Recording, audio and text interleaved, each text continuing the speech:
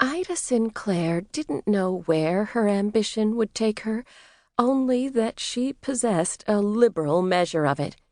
That was why the Merton School of Business was the perfect place for her, and why she sat in the front row of the classroom. She didn't want to miss any bit of information or instruction that could move her closer to success.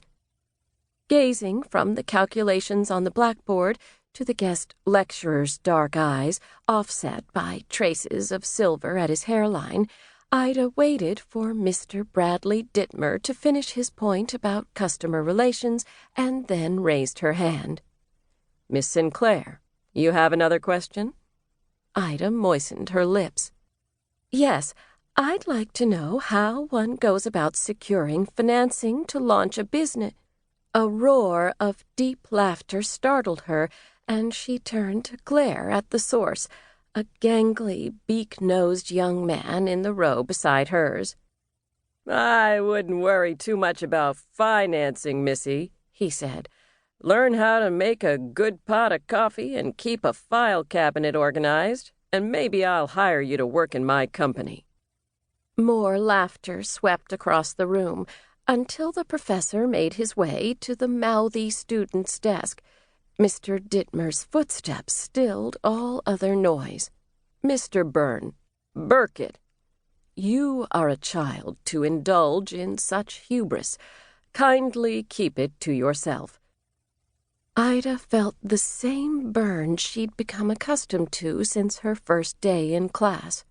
Her fellow students didn't approve of her plans and aspirations, even the women, but she also felt somewhat vindicated by Mr. Dittmer's gallant stand against such boorish rantings. The professor cleared his throat. "To answer your question, Miss Sinclair, bankers, private investors, and those on the stock exchange could provide necessary funding for a business." He sauntered back to the front of the room, then turned to face her. "However, no investor is wont to throw away money on frivolous pursuits. Each business proposal is weighed individually by its likelihood of success." "Thank you, sir." Ida sealed her mouth shut against the numerous questions his answer raised.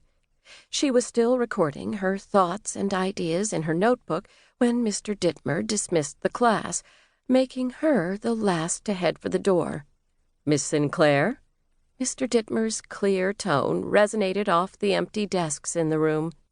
Ida stilled her steps a few feet from the classroom door and turned to face her instructor.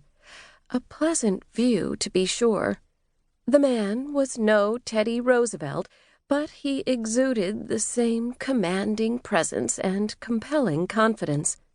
She glanced down at the reticule she held in one hand and her satchel in the other, then looked back at the first row of desks.